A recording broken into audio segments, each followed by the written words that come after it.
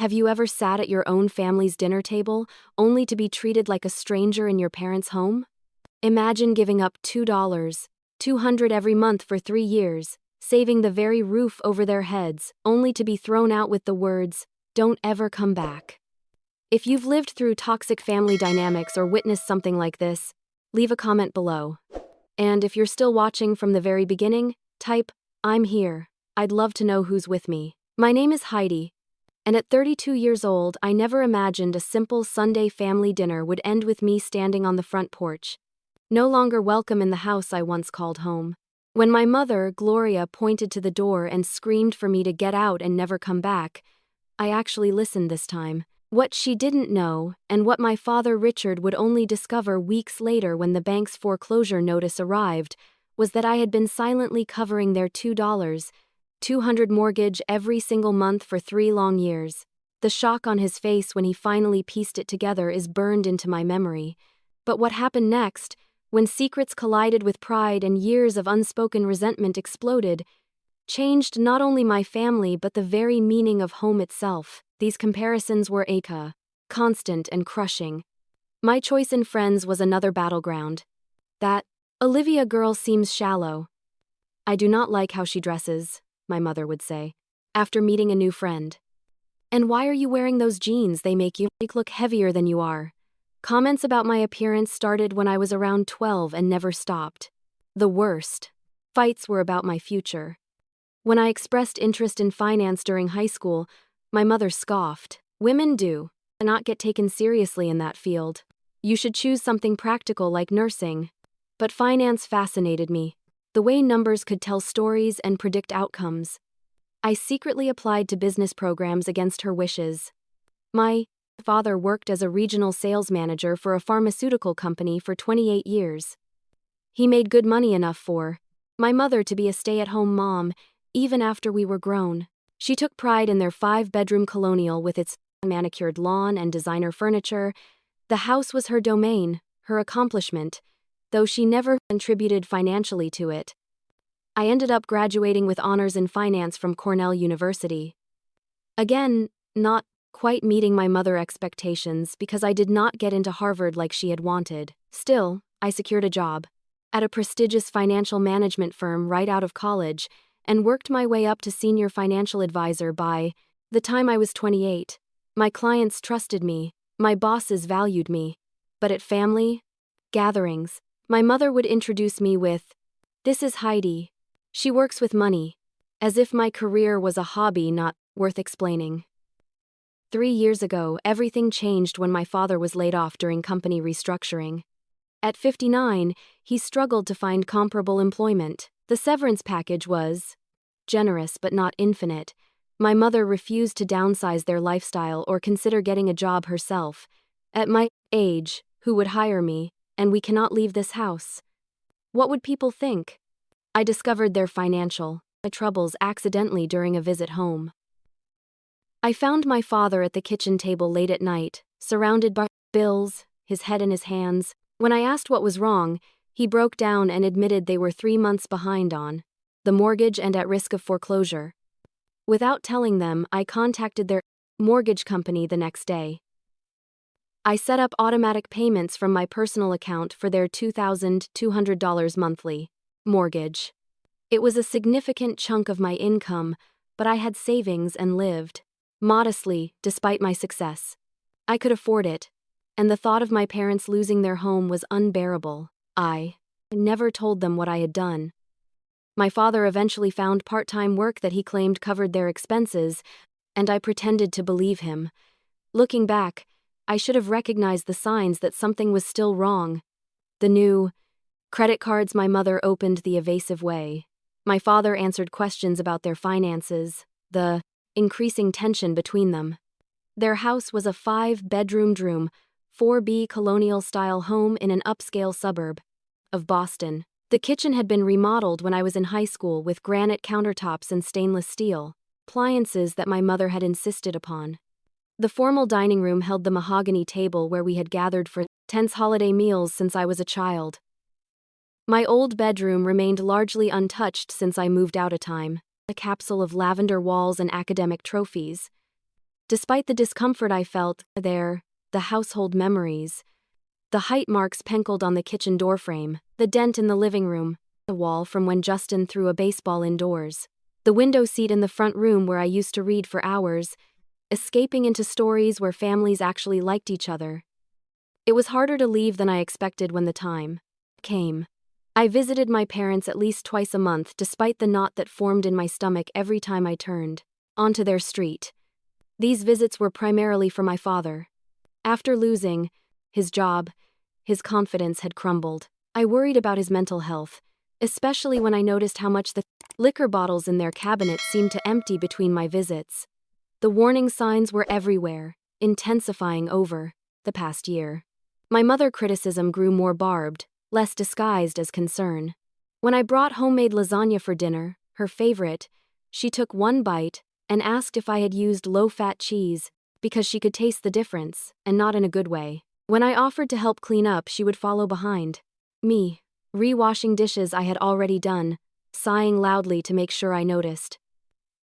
My father retreated further into himself during these interactions. He would stare at his plate or suddenly remember something he needed to check in the garage. The once confident man who had coached my soccer team and dominated sales meetings now flinched when my mother's voice rose above normal speaking volume. He started keeping a flask in his jacket pocket. I tried everything to rebuild a connection with my mother. I brought thoughtful gifts. A cashmere scarf in her favorite blue, a first edition of the mystery novel she had mentioned wanting to read. I took her to lunch at expensive restaurants. I even booked a mother otter spa day for her birthday, spending $600 on treatments she complained about afterward. The massage was too hard. I told her to ease up, but did she listen? My back is going to be bruised tomorrow, she said as we drove home, and that facial just made my rosacea worse. I do not know why I let you talk me into these things. Nothing worked. Every gesture was met with criticism or suspicion. Why are you being so nice all of a sudden? What do you want? She asked once, as if kindness could only be transactional. My best friend Sophia saw through my forced cheerfulness when I would return from these visits. One night, over wine in my apartment, I finally broke down and told her everything, including the mortgage payments I had been making in secret. Heidi, honey, this is not normal or healthy, Sophia said, refilling my glass. You are 32 years old, successful, brilliant, and beautiful, and you are being emotionally abused by your mother while bankrolling their lifestyle. They are my parents, I protested weakly. What am I supposed to do? Let them lose their house? Maybe they should lose the house, Sophia countered. Maybe they need a reality check. Your mom refuses to work. They will not downsize. And meanwhile, you are sacrificing your own financial future. Where are your boundaries? I did not have an answer. In our family, boundaries were seen as selfish, especially when set by children against parents. My mother firmly believed in the honor thy father and mother commandment, selectively interpreting it to mean do whatever we say without question. The cultural expectation weighed heavily too. In our community, adult children were expected to care for aging parents. At church, at neighborhood gatherings, the worst thing you could be was an ungrateful child who abandoned family responsibilities. The fact that my parents were only in their early 62nd and perfectly capable of supporting themselves with adjustments to their lifestyle seemed irrelevant against the weight of these expectations. So I continued the visits, the payments, the emotional gymnastics. I started having panic attacks the night before. Seeing them, my chest tightening until I could barely breathe. My therapist suggested reducing contact, but the guilt was overwhelming. What kind of daughter would I be if I abandoned them now? What I did not fully recognize then was how my mother and resentment toward me had been growing alongside my success. Each promotion, each client commendation, each financial milestone I reached seemed to deepen her bitterness. She had given up a promising career in real estate to raise children, a fact she reminded us of frequently. Seeing me thrive in my chosen field, unmarried and child-free by choice, contradicted everything she had been taught about a woman worth and purpose. When are you going to settle down? Became her constant refrain. Careers are nice, but family is what matters in the end. No one wishes they had spent more time at the office on their deathbed. The irony that she seemed to actively dislike her own family was apparently lost on her. The final warning sign came, 2 weeks before everything fell apart. I had stopped by unannounced on a Tuesday evening bringing dinner from their favorite Italian restaurant. I let myself in with the key they had given me years ago and heard my mother voice from the kitchen. She thinks she is so special with her fancy job and her fancy apartment. She was saying presumably to my father, "Little Miss Perfect, always showing off. Does she think we do not see right through her?" I froze in the hallway, the paper bag of food growing heavy in my arms. "Gloria, please." My father's voice sounded tired. "She is just trying to help." "We do not need her help," my mother snapped. "We were fine before she started interfering.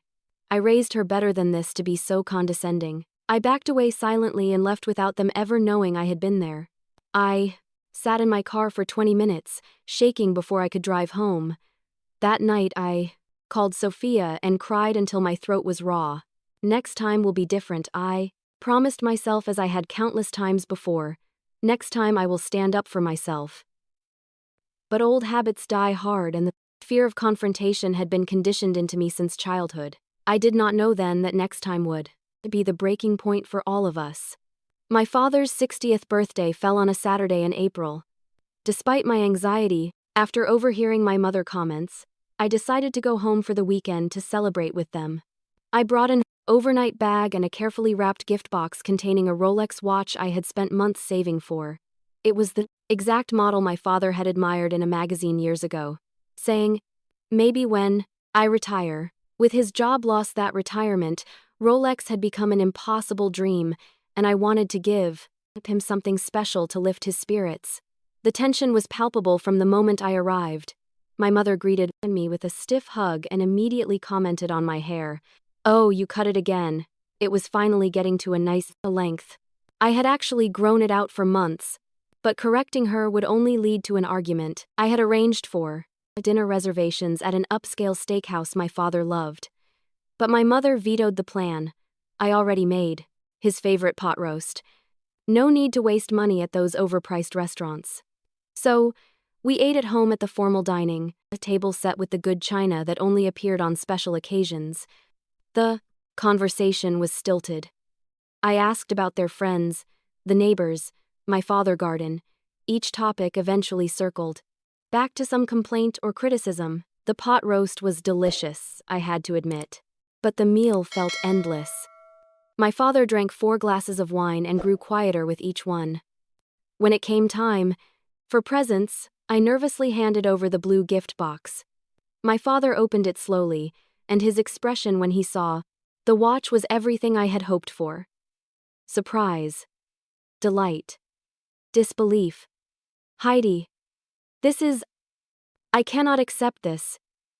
It is too much," he stammered, even as he removed it from the box and turned it over in his hands. "Of course you can," I insisted. "You deserve it, Dad. Happy birthday." My mother's face gone rigid. "How much did that cost?" she asked sharply. "Gloria," my father warned. But she ignored him. "Must be nice to have so much disposable income," she continued. "Meanwhile, we are counting pennies for groceries." The evening deteriorated from there. My father tried to smooth things over, but the damage was done. I went to bed early in my old room, texting, "Sophia, remind me why I do this to myself." Her response was immediate. "Because you are a good person who loves her dad. Hang in there. Call if you need me." The next morning, I woke early and went downstairs to make coffee. The house was quiet. My parents presumably still asleep.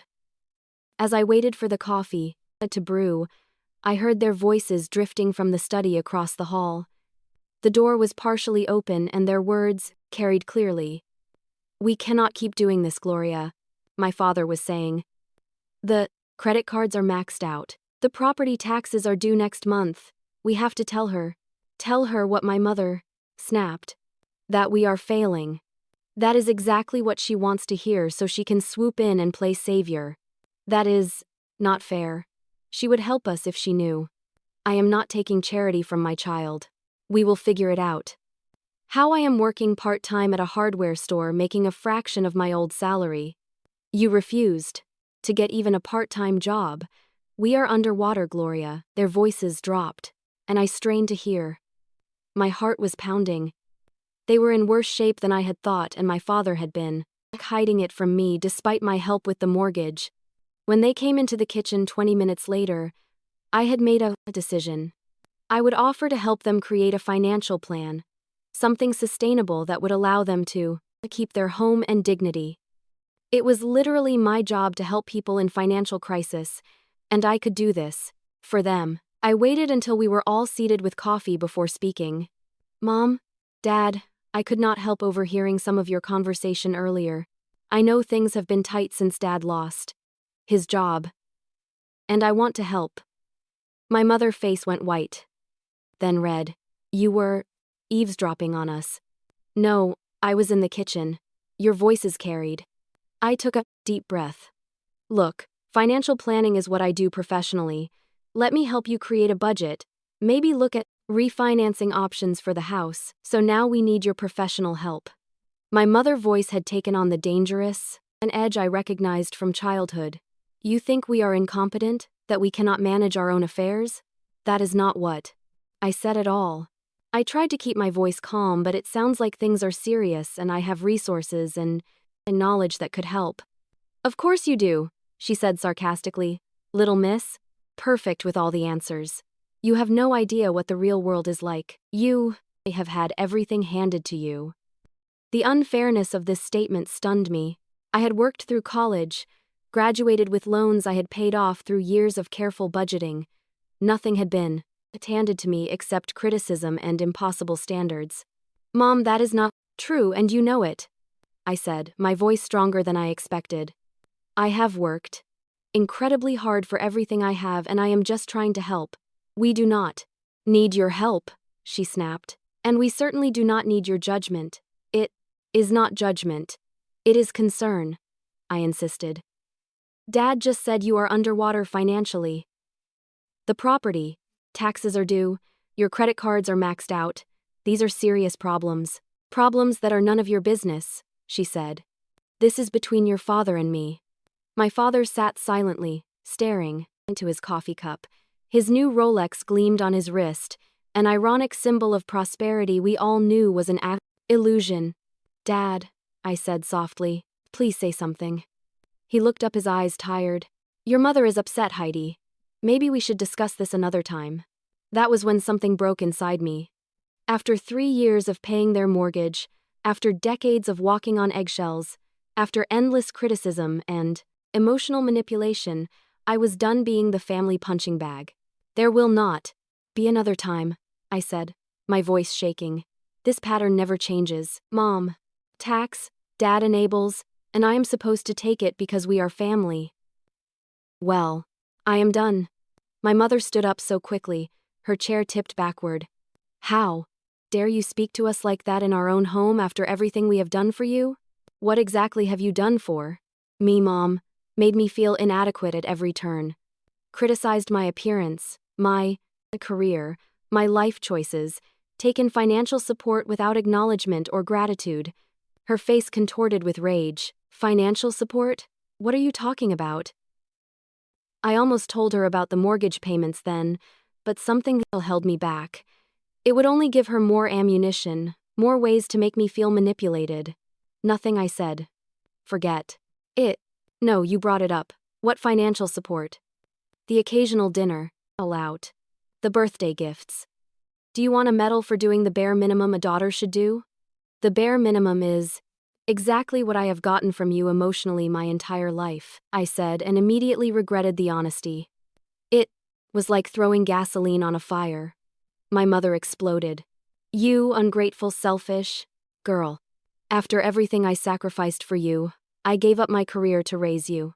I devoted my life to this family, and this is the thanks I get: judgment and disrespect in my own kitchen, she began. listing every perceived failure of mine since childhood. Every time I had disappointed her, every flaw in my character as she saw it. It was a greatest hits compilation of my inadequacies delivered with venom. Something had changed in me, though. For the first time, I heard her words not as truth, but as the desperate lashing out of someone who could not face her own unhappiness. It still hurt, but differently, like an old wound being prodded rather than a fresh cut. "I am not doing this anymore," I said quietly, standing up. "I am going to pack my bag and go home." "Running away as usual?" she sneered. "Cannot handle the truth. The truth is that you are angry and bitter, and you are taking it out on me because I am a safe target," I said.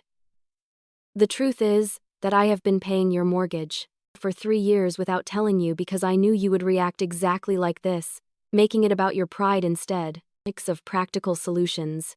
The room went silent. My father's face drained of color. My mother mouth opened and closed without sound. For once, speechless. Then she found her voice and it was ice. "Cold. Get out, Mom," my father started, but she cut him off. "Get out of my house," she repeated. "Get out and never come back. If you think we are such burdens, such failures, then you are free of us. Go live your perfect little life and leave us alone." I looked at my father, searching for any sign that he would stand up for me, for us, for the possibility of healing this broken family dynamic. He looked away. "Okay," I said simply. I walked upstairs, packed my overnight bag with mechanical movements, and came back down. My mother had moved to the living room window, her back to the entryway. My father stood helplessly in the hallway. "Heidi, she does not mean it," he whispered. "Give her time to calm down." "She means it," I said, "and for once, I am going to take her at her word." I walked out the front door, closing it quietly behind me. As I drove away, I glanced in the rear view, a mirror at the house where I had grown up, never suspecting it would be the last time I saw it as someone welcomed there. The 40-minute drive from my parents' suburban home to my apartment in the city passed in a blur.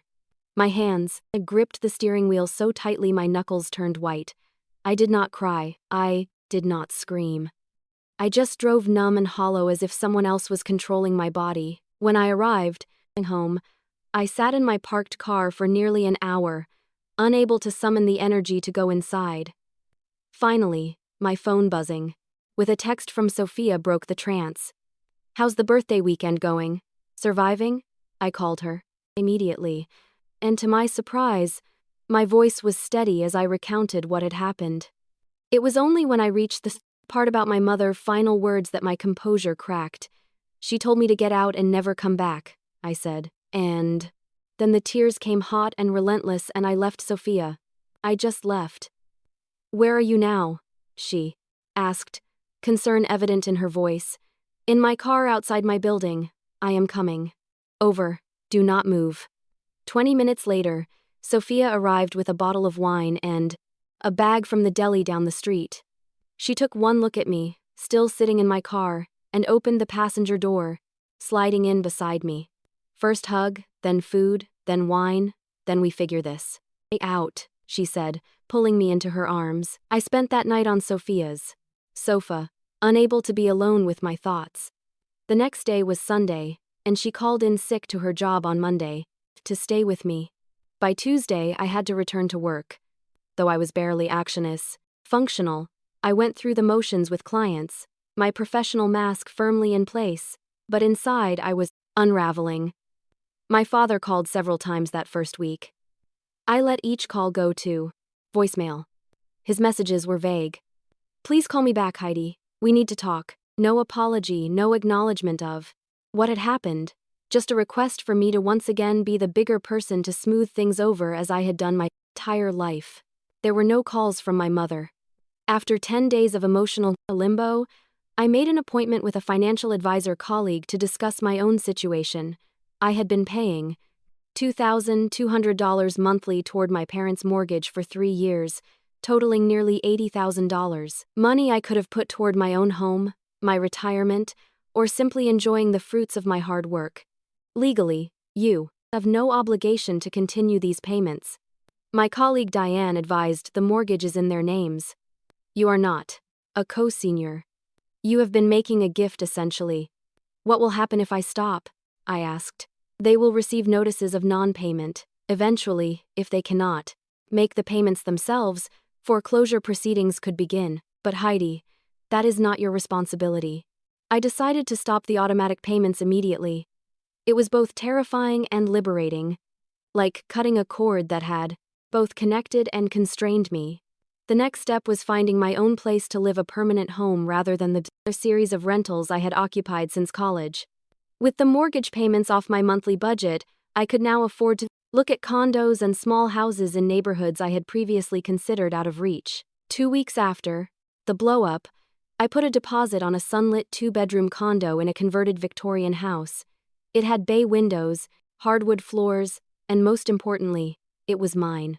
No one could tell me to get out. No one could make me feel unwelcome. In my own space. During this time, I also started seeing a therapist, Dr. Martinez, who specialized in family trauma.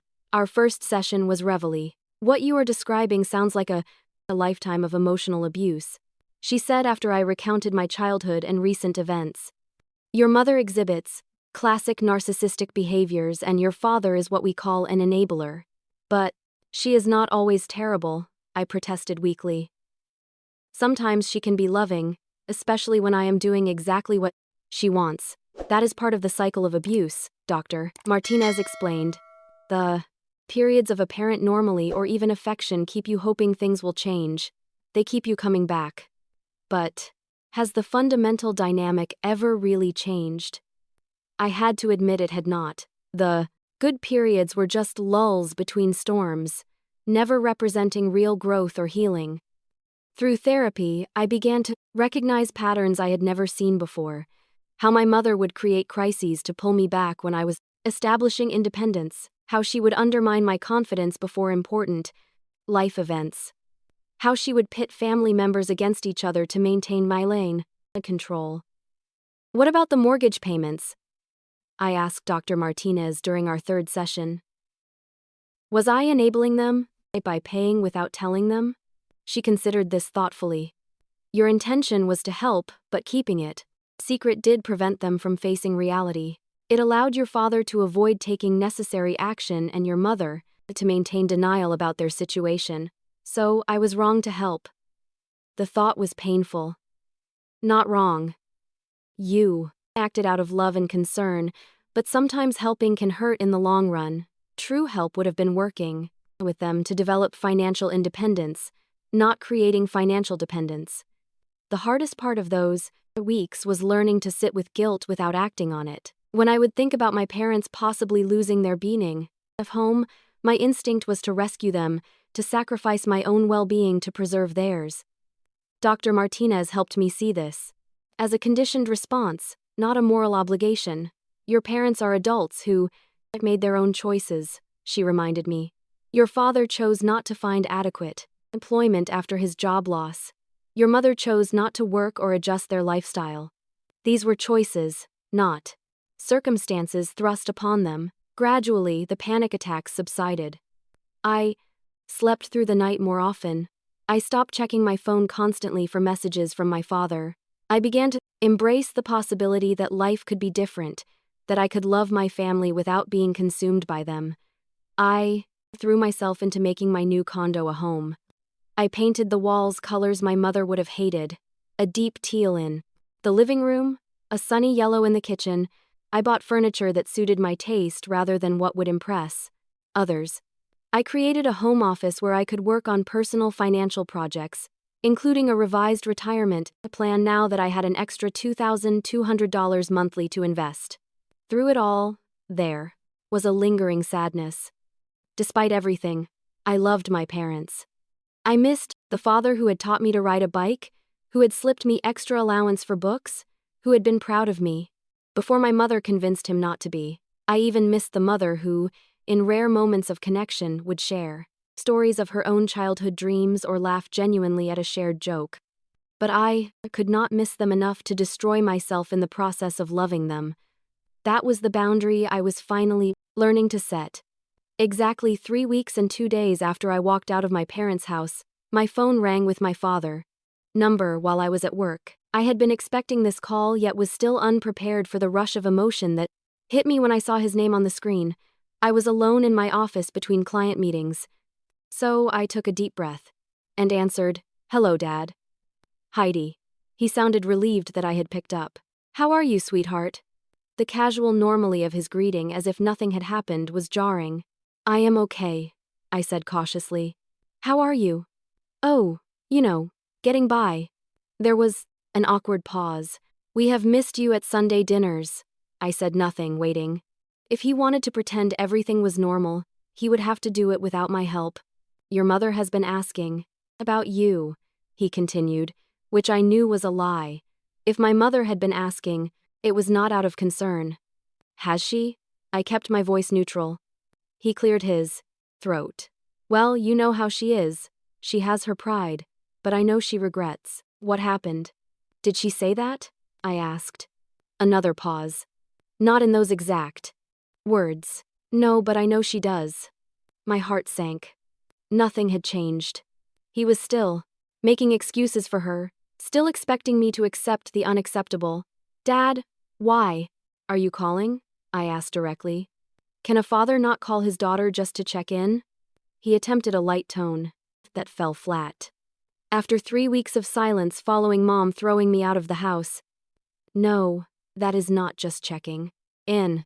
He sighed, and I could picture him running his hand through his thinning hair, a nervous habit he had had for as long as I could remember. "Heidi, your mother was upset. She said things she did not mean. You know how she gets when she feels backed into a corner." "I do." "No," I agreed. "I have known my entire life." Is saying it is okay. He backpedaled. "But family is family. We have to forgive each other. Forgiveness requires acknowledgement and change. Dad has Mom acknowledged what she did? Has anything changed?" The silence on the other end of the line told me everything I needed to know. "I thought so," I said softly. "She is your mother, Heidi. She loves you in her way. Her way is hurting me. It always has." Another long pause. I could hear him breathing, gathering his courage for what I now realized was the real purpose of his call. "There is something else," he finally said. "Did you know the bank sent us a notice about the mortgage?" My heart began to race, but I kept my voice steady. "What kind of notice?" "A late payment notice, then another. They are threatening to begin foreclosure proceedings if we do not catch up." "I do not understand it. The payments have always gone through. Automatically." "Have they?" I asked. "Yes, for the past 3 years.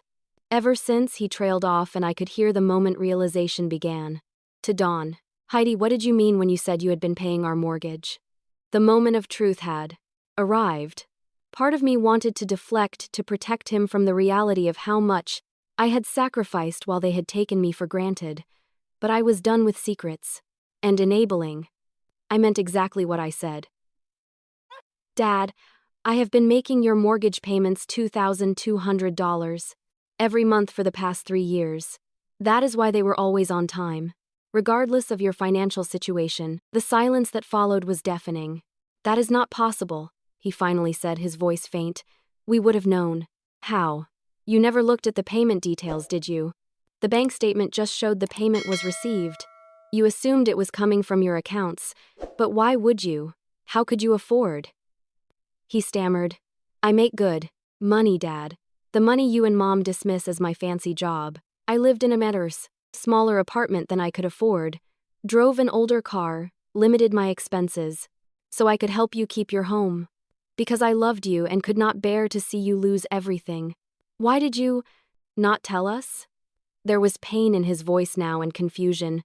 "Because I knew Mom would react exactly as she did when I tried to help openly. She would see it as an attack on her pride, on your capabilities, instead of what it was, a daughter loving her parents. 3 years. He repeated, the enormity of it sinking in. That is over $70,000.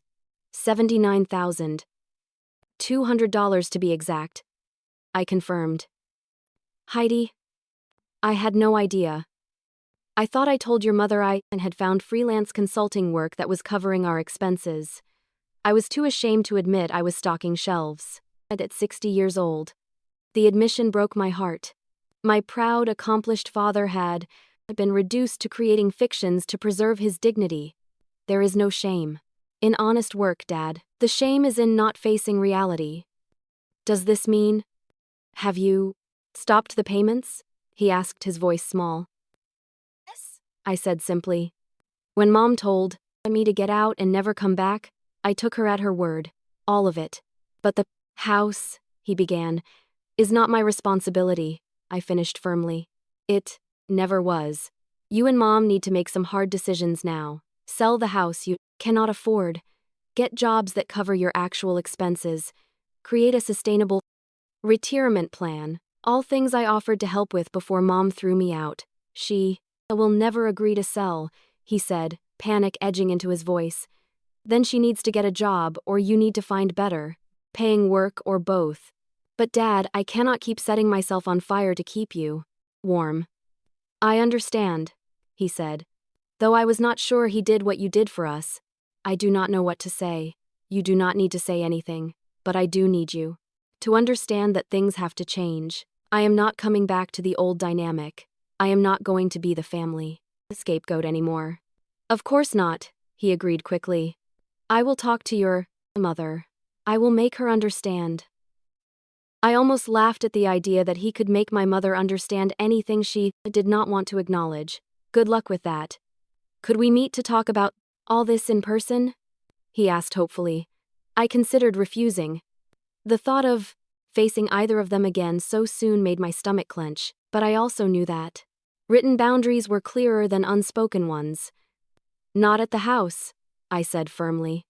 I will meet you at Riverside Cafe on Thursday at noon. Just you not, Mom. I am not ready to see her. Yet. He agreed quickly, thanking me repeatedly before we hung up.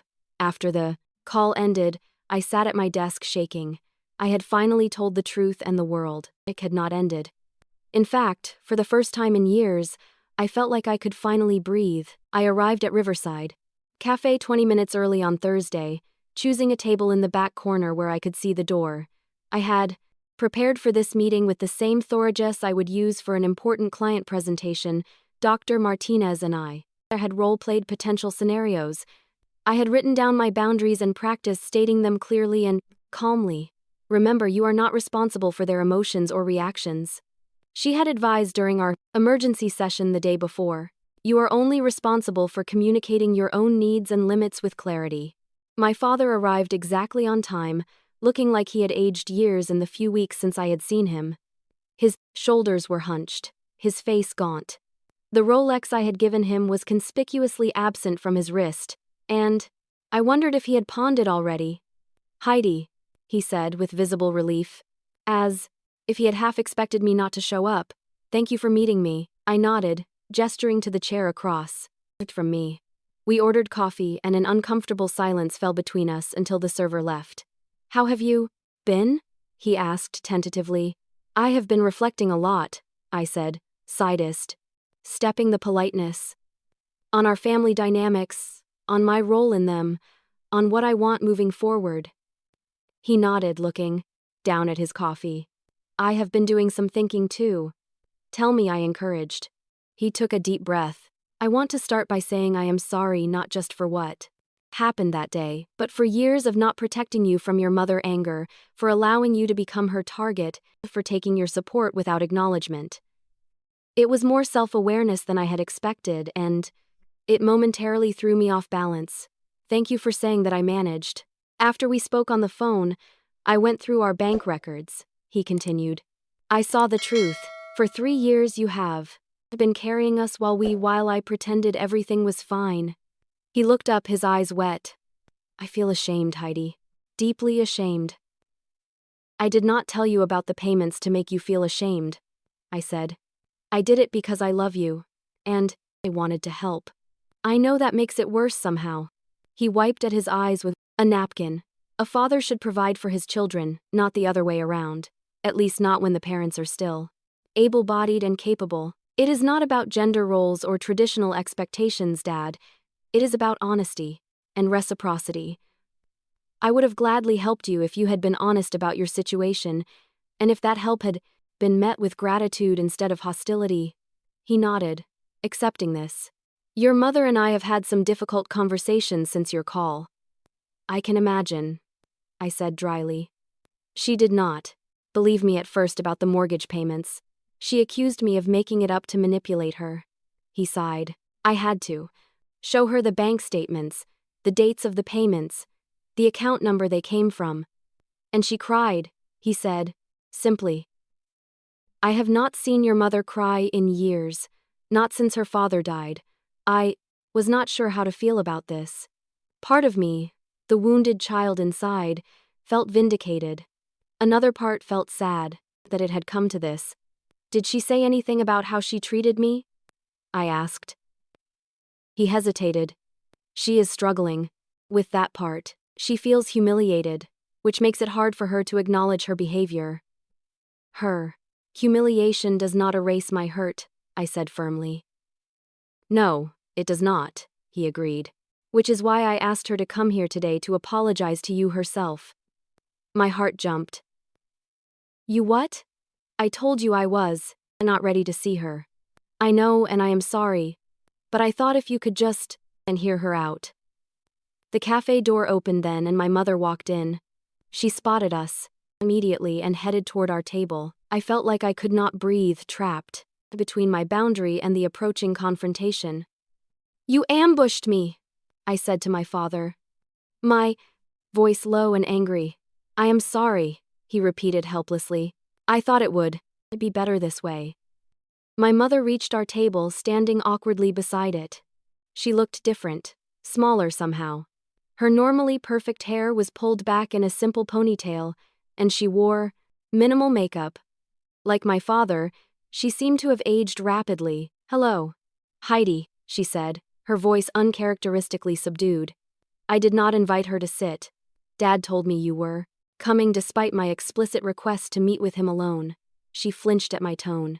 Yes, I needed to see you. Why? She glanced at my father, who nodded encouragingly. May I sit down? I considered refusing, but causing a scene in the cafe would only make this more difficult. Fine. She took the third chair at our table, perching on the edge as if ready to flee. We sat in tense silence until the server returned to take her order. She asked for water, only her voice barely audible. After the server left, she took a deep breath. Your father showed me the bank records about the mortgage payments, I said, nothing waiting. I did not know, she continued. All this time, I thought we were managing. I thought Richard freelance work was covering our expenses. I had no idea you were, she trailed off, unable to finish, paying your mortgage, supporting you. Being the adult in the relationship, I supplied coldly. She flinched again. Yes, would it have mattered if you had known? Would you have treated me any better? Her eyes widened at my directness. I do not know. I would like to think so. At least it was honest. Well, now you know, and now it has stopped. Yes, she said quietly. The bank has given us 30 days to catch up on the payments or they will begin foreclosure. That is not my problem anymore, I said the words, feeling both cruel and necessary. No, it is not, she agreed, surprising me. We are looking at options. Richard has applied for better-paying jobs. I have an interview tomorrow at a real estate office as a receptionist. This was unexpected. My mother had not worked since before I was born. Her identity was wrapped up in being a homemaker and maintaining the perfect house and hosting the perfect dinner parties. That is a start, I acknowledged, but it will not be enough. I keep the house. I know, she said, and there was defeat in her voice. We have contacted a realtor. She is coming next week to assess the property. I looked at my father, who nodded confirmation. It is the only sensible option, he said. We should have done it 3 years ago when I lost my job. Yes, you should have, I agreed. My mother twisted her hands in her lap. Heidi, I know an apology is not enough. What I said to tell you that day and many days before it, there is no excuse. No, there is not. I said, still not ready to make this easy for her. I was cruel to you. I have been cruel to you for years. Her voice broke. I told myself it was for your own good, that I was pushing you to be your best. But the truth is, I was jealous. This admission stunned me into silence. I gave up my career to raise you children. It was what women of my generation were expected to do. I do not regret having you, but I regret losing myself in the process. And when you became so successful, so independent, doing exactly what I had given up, she shook her head. It was easier to criticize you than to face my own regrets. It was the most self-aware thing I had ever heard my mother say. Part of me wanted to embrace this moment of vulnerability, to rush toward reconciliation. But the wiser part, the part that had been working with Dr. Martinez, knew that one moment of clarity did not undo decades of damage. I appreciate your honesty, I said carefully, but I need you to understand that our relationship, it cannot go back to what it was. I will not be your emotional punching bag anymore. I will not sacrifice my financial security for your comfort. I will not accept criticism disguised as concern. I understand, she said quietly. Do you? Because these are non-negotiable boundaries for me now. If you cannot respect them, then we will not have a relationship at all. My father reached across the table toward my hand, but stopped short of touching me. We want to do better, Heidi. Both of us, we want to rebuild what we have broken if you will give us that chance. I looked between them. These flawed human parents of mine, I cannot make any promises right now. I am still processing everything that happened, not just that day, but throughout my life. I need time and space. Of course, my father said quickly. Whatever you need. And I want you both to consider therapy, I added, individually and as a couple. There are issues here that go beyond money. My mother mouth tightened reflexively, but she nodded. If that is what it takes, it is a start, I said. As for the house situation, I cannot and will not resume payments. But I can help you create a financial plan for downsizing. I can connect you with resources for job searching. I can advise you on retirement options. That is what I can offer. That is more than we deserve, my father said softly. It is not about deserving, I replied. It is about what I am willing and able to give while maintaining my own well-being. We talked for another hour, more practically now, about house values in their neighborhood, about my father's resume and interview skills, about what size home they could realistically afford on their reduced income. It was the most adult conversation we had ever had, with no emotional manipulation, no tears, no guilt trips. As we prepared to leave, my mother hesitated, then asked, "Would it be all right if I called you? Just to check in occasionally." "Text first," I said. "Ask if I have time to talk. Respect if I say not right now." She nodded, accepting this boundary. "I will." We parted without hugs or promises, just a tentative acknowledgement that something new might be possible, even if the old was irrevocably gone. As I drove home, I felt lighter than I had in weeks. Not healed, not whole, but moving in the right direction. For the first time in my life, I had stood firm in my truth and my worth, and the world had not ended. In fact, it felt like it might finally be beginning. 6 months can change everything or nothing at all. In my case, it changed almost everything. My new condo became truly mine in ways my previous apartments never had. I painted an accent wall in the living room, that bright teal I had always wanted. I planted herbs on my small balcony. I adopted a cat, a dignified orange tabby named Leo, who greeted me at the door each evening and slept curled against my side each night. My career continued to flourish with the mental energy no longer consumed by family drama. I found myself more creative in my financial planning approaches, more present with clients, more innovative in my investment strategies. I was promoted to senior advisor with my own team, a position that came with a substantial raise and increased flexibility. Dr. Martinez. And I continued our weekly sessions, gradually reducing to bi-weekly as I developed stronger emotional boundaries and healthier coping mechanisms. The panic attacks stopped entirely. The nightmares about my mother criticism faded. The constant background hum of anxiety quieted. You have done a remarkable work, Heidi. Dr. Martinez told me during a session marking our 6-month anniversary of working together. Many people spend years, even decades, trying to break free from toxic family patterns. You have made tremendous progress in a relatively short time. It does not feel short, I admitted. It feels like the longest 6 months of my life. Growth is painful, she agreed. But you have not just survived this period, you have transformed through it. My relationship with my parents evolved slowly with careful steps forward and occasional steps back. My father found a position as a sales manager at a smaller company, making about 60% of his previous salary, but with less stress and more appreciation. He seemed genuinely happier despite the financial adjustment. More surprisingly, my mother not only took the receptionist job, but excelled at it. Within 3 months, she organized the office so efficiently that they offered to pay for her to get her real estate license. At 63, she was embarking on the career she had abandoned for marriage and motherhood 40 years earlier. The younger agents asked me for advice, she told me during one of our now regular Sunday phone calls. They say clients trust me because I have life experience. The pride in her voice was something new, something earned rather than manufactured.